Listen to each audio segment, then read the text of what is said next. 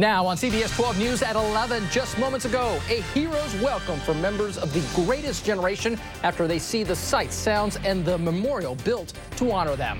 And a busy day for firefighters across our area tonight as they fight 8 brush fires, all believed to have been sparked by lightning. Plus, he was in our area months ago and now he's fighting for his life.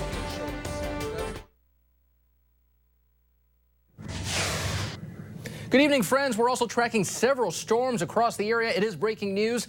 And by the way, with those storms, we've got lots of lightning causing problems for area firefighters as we detail that situation in just a minute. But first, right now at 11, you're also looking live at I-95 northbound near PGA Boulevard. It is breaking news and it's happening right now. All northbound lanes of the interstate are shut down due to a crash. Troopers are on the scene. As you can see, quite a number of vehicles parked on the interstate.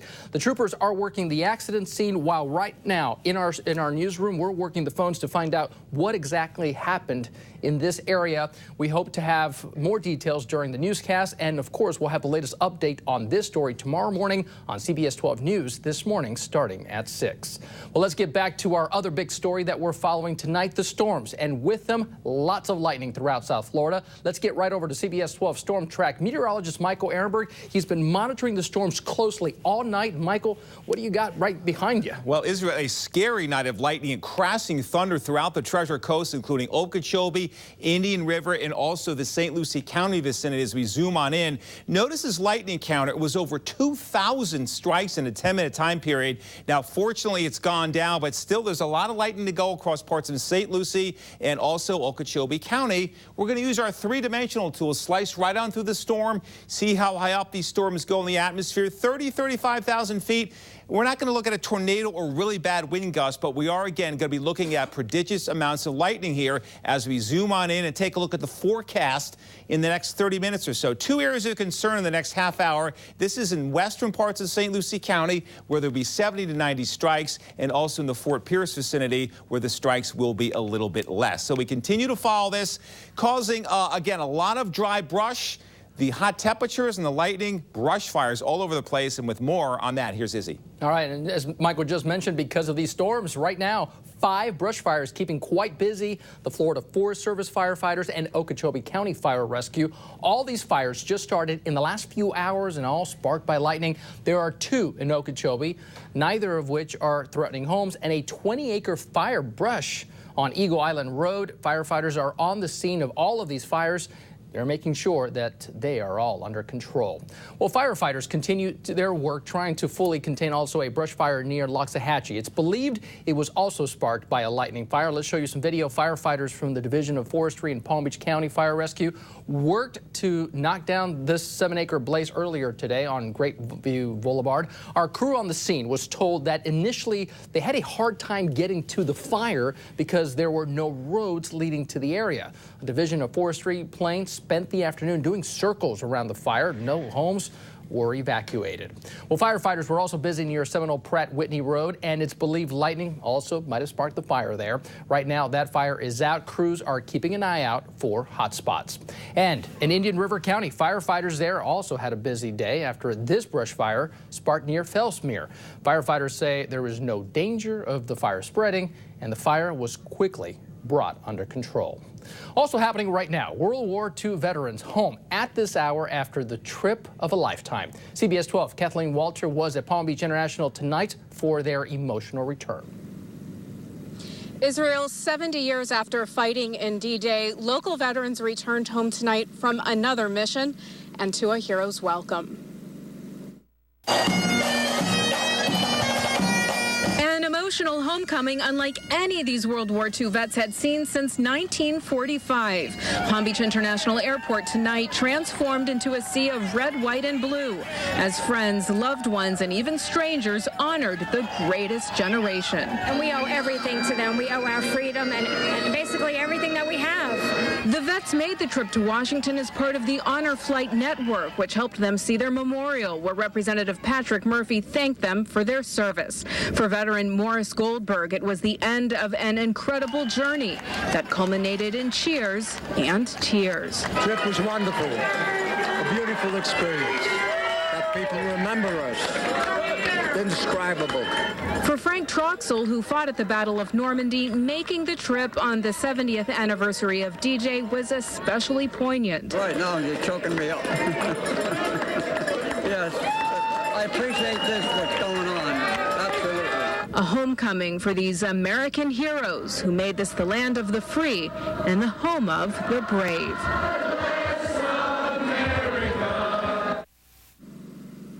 And we are losing our World War II veterans at an alarming rate. About 550 of them die each day, which makes the honor flight missions all the more critical. Reporting live in West Palm Beach, Kathleen Walters, CBS 12 News. Also remembering this weekend what happened on D-Day, the Victory Museum in Jensen Beach honoring the sacrifices made by these folks, the greatest generation. Today, the museum featured tents and armor used during the Allies' D-Day invasion to free Europe from the Nazis. Attending today's remembrance, Harley Vingman, a World War II vet who fought in Europe. On his mind these days, how the U.S. makes decisions needed to help those who served in the military. To support their veterans' hospitals and to support their homeless veterans and to support the people that have all kinds of problems that come out of having served. Of course, Vingman refers to how several VA hospitals have delayed care for vets. In a series of investigative reports, CBS 12 has helped to expose some of the problems at our West Palm Beach hospital. And CBS 12 is the one to turn to for continuing coverage of this scandal, by the way, surrounding the VA. We have all of the stories that we have done about our local VA hospital up on our website right now. Head to cbs12.com/top stories. Well, on this D-Day weekend, the Palm Beach County Veterans Resource Center hosted a Veterans Children Day. It's important that we must remember not just our fighting men and women who sacrificed, but their families as well. So the Resource Center planned a free day of miniature golf and lunch for kids of military parents. We thought it would just be a great thing to do, you know, for the children of the returning soldiers and the fallen soldiers and the active duty soldiers, as well as all the children of the soldiers who still are in the service. The Veterans Group hope this event can become a yearly tradition. Also right now, Palm Beach Gardens police waiting on an autopsy report as they work to identify a woman found dead in a wooded area. This crime scene was near the Gardens Mall. Now, according to investigators, it's believed the woman is not from the immediate area. Be sure to stay with us on CBS 12 and CBS12.com for the latest on this investigation. Well, also tonight, residents of a West Palm Beach mobile home community finally back in their homes after a very tense day as PBSO worked to defuse a reported bomb threat. Now, this happened at the lakeside of the Palm Beaches community off Okeechobee Boulevard.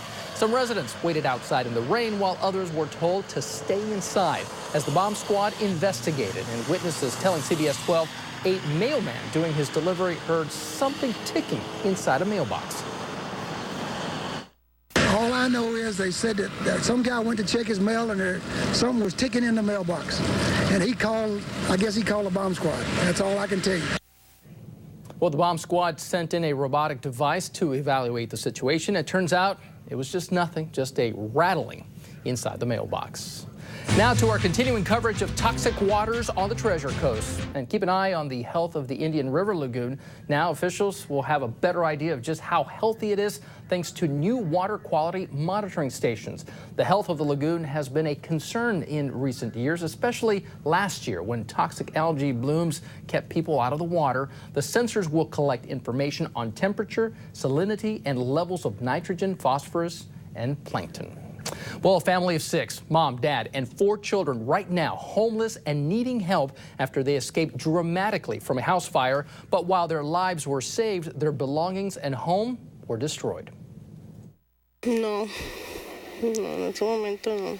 You don't need a Spanish translator to understand no when this mom was asked, do you know what your family will do next? They have no place to go. They have no family here. Vilma Lazama lives next door to this family of 6 that now are homeless after a house fire consumed almost everything inside. Approximately 80 to 90% of their belongings are ruined because of smoke damage. Firefighters report seeing black and brown smoke coming from 2 sides of the house when they arrived. It's believed the fire started because of the water heater. As for mom and the 4 children, they were saved because, as the oldest son retells, his little sister woke them up. Woke up and go to the where my sister my sister tell why is like humo. That word humo means smoke, and after his sister told the family about the fire, Felipe started to get everyone outside.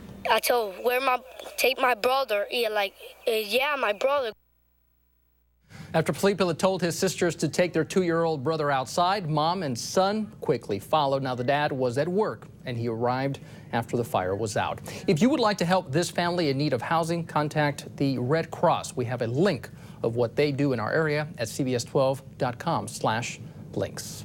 Well, he performed on the stage at the Palm Beach Improv months ago, and now he's in the hospital fighting for his life after a horrific crash. Plus, we all know Florida is tops for vacations, but what if you want to save a few bucks and have a staycation? CBS 12 has the surprising list.